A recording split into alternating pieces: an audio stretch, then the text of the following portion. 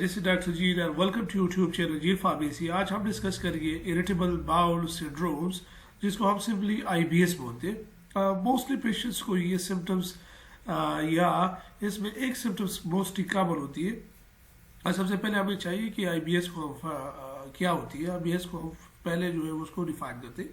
तो आईबीएस हमारे पास chronic abdominal pain होती है, जो कि आपकी बाउल मूवमेंट जो है उसके साथ चेंज हो जाती है, या कभी कभार आपको कॉन्स्टिपेशन होती है, कभी कभार आपको डायरिया होती है।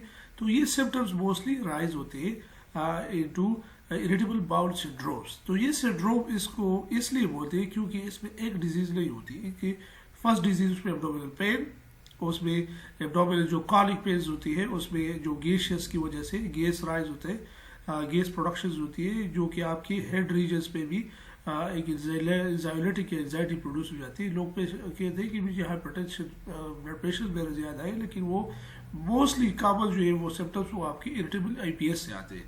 अच्छा, सेकेंडली उसमें एब्डोमिनल पेन तो होगी, उसमें सेकेंडली आपकी मूवमेंट की चेंजेस आ जाती है, आपकी जो एम्प्टिंग टाइम्स है उसमें चेंजेस आ जाती है। कभी कभार आपको कॉन्स्टिपेशन होती है, कभी कभार आपको डायरिया होती है, तो कभी कभार आपको स्टूल्स में ब्लडी डायरिया भी आती है, या ब्लड्स उसमें आना शुरू हो जाते हैं, क्योंकि वहाँ पे जो कॉलिक्स या जो कोलॉन रीजन्स है या उसमें जो इंटेस्टाइन्स रीजन्स है उसमें वो इन्वॉल्व होते हैं, उसमें सीवियर इन्फेक्शन हो जाती है, जो उसकी वजह से आप उसको सिंड्रोम बोलते हैं।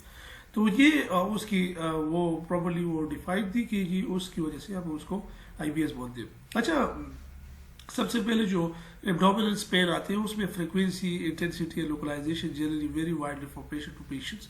तो पेशेंट टू पेशेंट्स वो हो सकता है किसी का पेशेंट में वो उसकी पेन की इंटेंसिटी ज़्यादा हो, या उसकी ड्यूरेशन ऑफ पेन जो है वो ज़्यादा हो। कभी कभार हो सकता है उसमें फ्रीक्वेंसी ज़्यादा हो, उसमें एक टाइम पे इतना सीवियर पेन हो जाता है कि वो बर्दाश्त नहीं कर सकता। तो ये टाइम टू टाइम या पेशेंट टू पेशेंट वेरिएशन कर सकते हैं। अच्छा, अल्टर्ड बाउल हैबिट्स, तो कभी कभार आपको मैंने कहा कि डायरिया कभी कभार होती है, कभी कभार उसके साथ कॉन्स्टिपेशन हो जाती है। अदर जो गैस्ट्रोइंटेस्टाइनल सिम्टम्स आती है, नॉजिया, रिफ्लैक्स भी जर्ड डिजीज आते हैं, आपकी मुंह में जो एक खास किस्म की गैस्ट्रिक एसिड्स की प्रोडक्शन हो जाती है ड्यू टू आपके रिगोरिटेशन या जर्ड की वजह से आपके स्टमक से राइज होकर आपके माउथ में आती है। तो ये भी आपकी एक सिम्टम्स आ सकती है। Early satiety passing of the mucus, abdominal bloatings हो सकती है, उसमें से दर्द, ब्लोटिंग, आप कहते हैं कि जी मुझे ब्लोट आ रही है, तो ये भी हो सकता है। कॉमन सिम्टम्स है toward the general gastrointestinal tract infections की वजह से या गैस्ट्रोइंटेस्टाइनल सिम्टम्स आ सकते हैं, क्योंकि ये सिंड्रोम।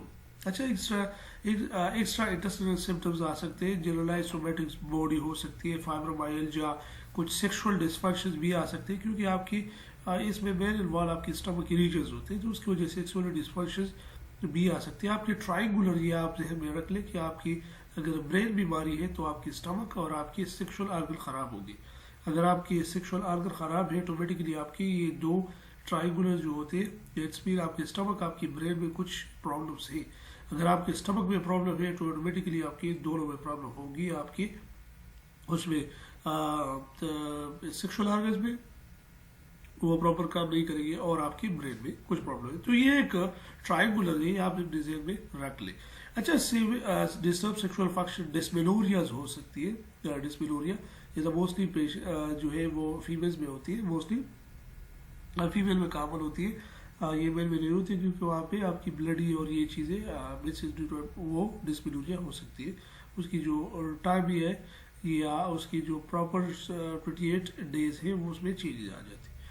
अच्छा, इंक्रीज यूरिनरी फ्रिक्वेंसी, आरजेसी, आपकी जो फ्रिक्वेंसीज होती है आरजेसीज ऑफ द यूरिनरी सिस्टम्स वो इंक्रीज हो जाते हैं। तो ये कॉमन सिम्टम्स आपके बॉडी में प्रोड्यूस होते हैं टुवर्ड द आईबीएस। और कुछ और सिम्टम्स हम डिस्कस करेंगे। फिजिकल एग्जामिनेशन उस पेशेंट्स का अगर आप करेंगे तो वो नॉर्मल होगा, फिजिकली अपीयरेंस उसकी नॉर्मल होगी। आपकी डायग्नोस्टिक क्राइटेरिया ये है कि आप आईवी क्राइटेरिया फॉर आईबीएस वो फॉलो करेंगे, तो आप आईवी फ्लूइड लगाइए, क्राइटेरिया वो फॉलो कर लेंगे, उसके अपने क्राइटेरिया है एफडीए वाले, तो वो फॉलो करेंगे। Red flag syndromes mostly common patients, night time diarrhoea होगी, abdominal pain, fevers, bloody stools, weight loss and acute onset of symptoms. तो ये मोस्टली के सिम्टम्स कॉमन होते हैं कि उस पेशेंट में वेट लॉस होगा, क्रॉनिक जो है वो डायरिया हो सकती है, abdominal पेन, फीवर, ये चीज़ें हो सकती है। तो इस पेशेंट को आप ये कहते हैं कि जी उसको IBS हुई है। अच्छा, जनरल में आप ये कर सकते हैं कि आप रेगुलर कंसल्टेशंस करेंगे या वीकली या मंथली कंसल्टेशंस करेंगे अपने डॉक्टर्स के साथ। हो सकता है वो सीवियरिटी भी चला जाए, तो इसे IBS सीवियर भी हो सकती है, वो क्रॉनिक बिनाइन भी हो सकती है। तो आप जनरली मैयर ये करेंगे। अच्छा, उसके बाद आप जो भी लाइफस्टाइल आप पहले यूज़ करते थे बिफोर द IBS, तो वो IBS की वजह से आप उसको चेंज कराएंगे। आपको जो डाइटरी एडजस्टमेंट्स है वो आप चेंज करेंगे, डाइटरी एडजस्टमेंट जो कर लेंगे, और प्लेटी ऑफ फ्लूइड्स आप लेंगे, हाई फाइबर्स फूड्स लेंगे, हाईली जो फाइबर फूड है वो आप लेंगे, और अवॉइडेंस, और आप अवॉइडेंस किस चीज़ की करेंगे, तो मोस्ट इम्पोर्टेंट यहाँ पे आप अवॉइडेंस करेंगे गैस वाली खुराक को, कि जो चीज़ आपकी बॉडी में गैस की प्रोडक्शन करती है। फॉर एग्जांपल आप अगर आप फूड लेते हैं बीन, ओनियन, प्रून्स, तो ये चीज़ें आपकी बॉडी में जो है मोस्टली ये गैस प्रोड्यूस करती है। तो इस गैस प्रोडक्शन की वजह से आपका IBS चांसेस और भी ज़्यादा हो जाती है। तो इसकी वजह से आप ये चीज़ें अवॉइडेंस करेंगे। फर्मेंटेड शॉर्ट चेन्स, जो फर्मेंटेड शॉर्ट चेन कार्बोहाइड्रेट्स होते हैं, फॉर एग्जांपल जो फूड्स में होते हैं, या हाई फ्रक्टोज कंटेंट्स होते हैं, हनी, शहद वगैरह, इन पर और सिरप्स, ये आप यूज़ ना करेंगे। या इवन ये शहद भी not use in the IBS disease. यहाँ पे कुछ प्रॉब्लम्स राइज हो सकते हैं, तो आप ये एडजस्टमेंट कर लें। अच्छा, लेक्टोज, ग्लूटेन, ये चीज़ आप जो है वो उसमें प्रॉपर्ली आप यूज़ ना करें। फिजिकल एक्टिविटीज पेशेंट्स को चाहिए कि वो फिजिकल एक्टिविटी कर ले, और इसके साथ साथ अगर उसको कोई स्ट्रेस या कोई साइकोलॉजिकल वो डिपेंडेंसीज हो रही है, तो उसके लिए थेरापी रिक्वायरमेंट्स होती है कि उसके लिए आप साइकोलॉजिकल थेरापी दे दें। तो ये तो उसकी हो गई है कॉमन CC जो बोलते हैं हम उसको, चीफ कंप्लायंस, तो वो तो हो गई उसमें। अब आ जाते हैं उसके ट्रीटमेंट बेस पे, या जो ट्रीटमेंट्स मोस्टली यूज होते हैं इन द वर्ल्ड, हम वो डिस्कस करेंगे। तो सबसे पहले हम यहाँ पे कोलोफिक या स्पासलारपी द मोस्टली यूज वो है, जिसकी फार्मूला है BBVR 135 मिलीग्राम्स। दिल में आप OD या BD आप प्रिस्क्राइब BD या TDS आप प्रिस्क्राइब कर सकते हैं। तो ये उसकी जो ब्लॉटिंग या एब्डोमिनल सिम्टम्स होती है वो उसको वो असर करने से बचाते हैं, वो उसको कम करा देते हैं। सेकेंडली आप फ्लाइजेल या क्लेट 400 मिलीग्राम मेट्रिकेडाजोल आप प्रिस्क्राइब कर लेंगे दिन में 3 दफ़ा, क्योंकि ये आपकी जो हो सकता है उसमें कुछ IBS में कुछ एसिड बैक्टीरियल इन्फेक्शंस हो, तो उसकी वजह से उसको हम इस फ्लाइजेल पे ट्रीट करा सकते हैं। या कुछ ABBAs है या कोकोइसिस, ये मुख्तलिफ इन्फेक्शन हो सकती है, तो उसकी वजह से उसको हम जो है वो किल कर सकते हैं टूवर्ड्स द फ्लाइजेल और चीज़ें। अच्छा, कैप्सूल्स राइजिक या रोलिंग को आप मोस्टली प्रिस्क्राइब करते हैं 30 मिनट्स बिफोर ईटिंग्स या ब्रेकफास्ट से पहले, जो आप यूज़ कर सकते हैं। OD निहार मुंह, तो आप ये भी प्रिस्क्राइब कर सकते हैं फॉर द पेशेंट्स, हो सकता है उसको एब्डोमिनल्स या स्टमक की वजह से प्रॉब्लम आ रही है। अच्छा, फोलिक एसिड 5 मिलीग्राम्स, मोस्टली ये उस टाइम हम प्रिस्क्राइब करते हैं जब भी ब्लड या स्टूल्स में ब्लड आना शुरू हो जाते हैं, तो उसमें फोलिक एसिड की बॉडी में कमी हो जाती है, उसकी वजह से हम बाहर से प्रोवाइड करते हैं। अच्छा, 5 नंबर पे लैब्रिक्स द मोस्ट क्लिनिरम ब्रोमाइड्स होती है, ये आपकी जो गैसियस प्रोडक्शंस आपकी बॉडी में होती है, तो ये इसको एज एंजाइमेटिकली यूज होता है, उसमें गैस की प्रोडक्शंस आपकी बॉडी में वो नहीं कराती, तो उसकी वजह से पेशेंट्स विल कॉमनली वो सिम्टम्स उसके ठीक हो जाते हैं। अच्छा, इफ डायरिया, अगर डायरिया है पेशेंट्स में, इमोडियम या लोप्रामाइड्स ये यूज करें अगर डायरिया है।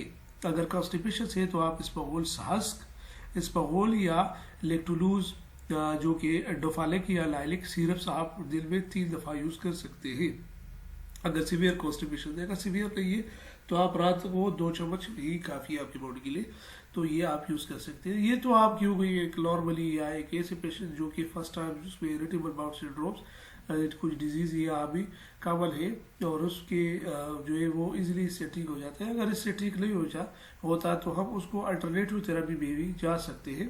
अल्टरनेटिव हमारे पास आते हैं कि कोलोफिक या स्पासलारपी वही चीज़ प्रिस्क्राइब कर ले, फ्लैजेल्स ये भी वही प्रिस्क्राइब कर ले, लेकिन just you can change the राइजिक टूवर्ड रेजोडिक्स टैबलेट्स या डिक्सी जिसमें डेक्सोलेसोप्राजोल्स होते हैं। डेक्सोलेसोप्राजोल आप ओडी प्रिस्क्राइब कर ले। इसके साथ साथ आप लैब्रेक्स के बजाय आप ईस्टालोप्राम को जो है प्रिस्क्राइब कर ले। ईस्टालोप्राम इज मोस्टली यूज हुआ हियर। आप सुबह के वक्त उसके टाइम्स यूज़ करें, सुबह नाश्ते के बाद हाफ गोली 7 दिन, और उसके बाद 7 दिन के बाद एक गोली डाली आप स्टार्ट कर ले। एटलीस्ट 2 मंथ्स तक यूज़ करें, उसके अलावा इंशाल्लाह उसकी सिम्टम्स जो है वो ठीक हो जाती है। अच्छा, वही सिम्टम्स आ रहे हैं, अगर डायरिया है तो इमोडियम, अगर डायरिया नहीं है तो आप इस्माउल हस्क। अगर फिर भी लास्ट में ये भी कहते हैं कि अगर रिस्पॉन्ड नहीं आ रही इस चीज़ के लिए तो हम लो डोज स्टीरॉइड्स पे स्टार्ट करते हैं। Low dose steroid most important वही है।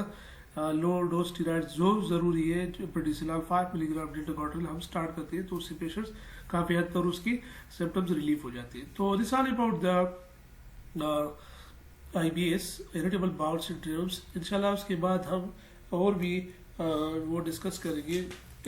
अल्सरेटिव कोलाइटिस इसके बाद हम वो डिस्कस करेंगे, क्योंकि वो भी सिम्टम्स रिलेटेड टूवर्ड IBS के काम है। अगर आप लोगों का कोई भी क्वेश्चन है या कोई भी टॉपिक्स आपके जहन में है जो आप मुझे बता दें या आप कमेंट सेक्शन में बता दें, तो मैं इंशाल्लाह उसमें काम करूँगा। और अगर इसमें कोई क्वेश्चन है तो kindly ask in comment section. Okay, thank you, अल्लाह हाफिज़।